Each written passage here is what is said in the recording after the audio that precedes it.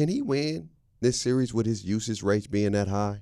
Like, they are using Luka a lot. They did get a win last night. That's because why? It was a team effort. There it goes. There it is. It was a team effort. So I feel like the whole premise of me picking the Mavs to win this series, because I said they're going to use Dinwiddie, they're going to let Brunson run the rock. Yeah. It was going to make Phoenix have to guard 3 separate people at 3 different times throughout the course of this game. Right. Little pick and roll, do what they do, kick to the shooters, Finney-Smith, Keebler, blase, blah. Game 1 and 2 is Luka. Hey. Luka. That's what I saw. That's all it was. Luka was legitimately holding the ball for at least 18 seconds of the shot clock. Right. That's not going to win games against the Phoenix Suns. No, not against Phoenix. Not Phoenix. This ain't Houston off a back-to-back in February. No. You feel me? This is Phoenix sitting there preparing for you. And then, because you got the ball in your hands so much, right? Yeah. You killing yourself on offense. Right. So then on defense, what they start doing? They start searching. Searching. Yep. They searching for the loot. Where he at? Exploiting. Yeah. Come on. So you got a whole bunch of offense. You ain't going to be no good to us in the second half. No. And that's what happened in those first 2 games. Definitely not. What about you, Kev? Luka usage rate. Like, do you think it's too high? Do you think he needs to balance that out and trust his teammates a little bit more? Or does he have to do it? Because if he's not in his bag, then they don't have a chance. No, I'm not comparing the two. I'm just going with the scenarios. Ooh. He's like Iverson was in Philly. Ooh, When if Iverson didn't shoot the ball, if he didn't score, they wasn't going to win. That's how I feel like with Luka. Okay. Luka has to put up the numbers. He has to. So he needs to have the attention drawn on him so that he can dish. Gotcha. So that he can get those other guys Gotcha. active.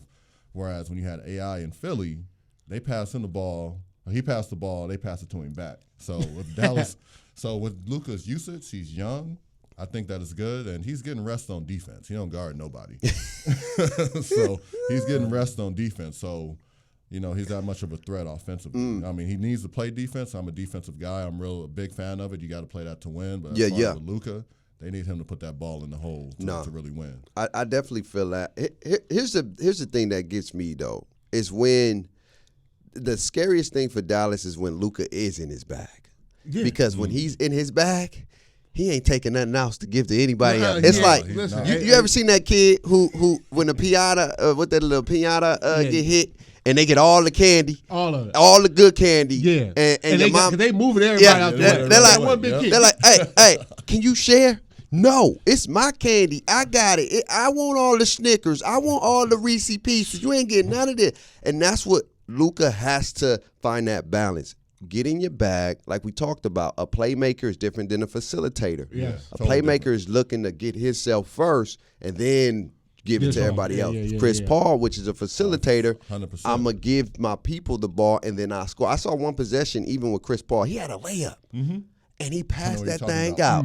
And I said, see, that's the difference between a Luka and a Chris Paul. Because Luka, that's a bucket. He laying that up. Oh, yeah, that's a bucket. You get what I'm saying? And so, bucket. Yeah, he does. And I think if he's not in his bag, it's hard for them to get in their bag. Yeah. And I see what Kev is talking about. So he just got to find that balance. Yeah. If you're going to use them high, use them in the right way. Exactly. Where it's not distracting to the teammates, where it's like, I'm not in no rhythm, dog. You give me this ball with like 6 seconds left. What the hell you want me to do with it, God dang it? And that's the biggest thing is basketball players are rhythm players also. Yeah.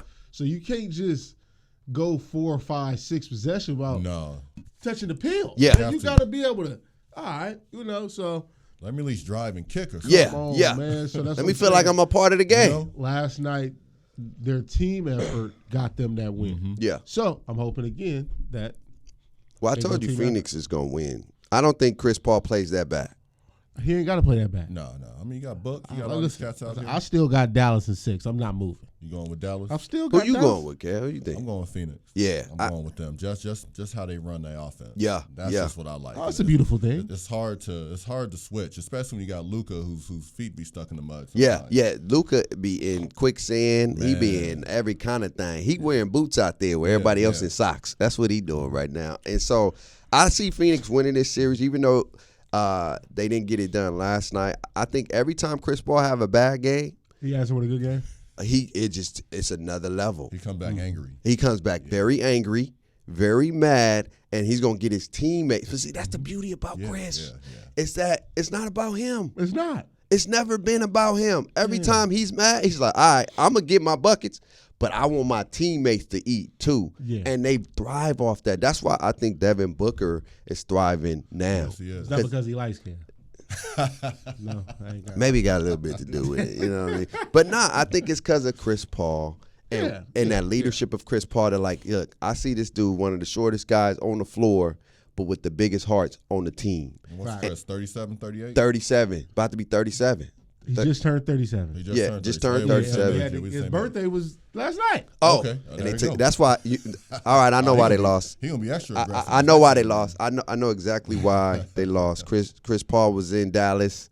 He was turning up. It was his birthday. He was out there having a good. So look, here's time. the thing before we move on. Dang man, James got Chris traded because he figured he was washed, and look what happened 3 years later. That's cold. It's crazy. It's a cold game. Crazy. But again, Chris Paul was the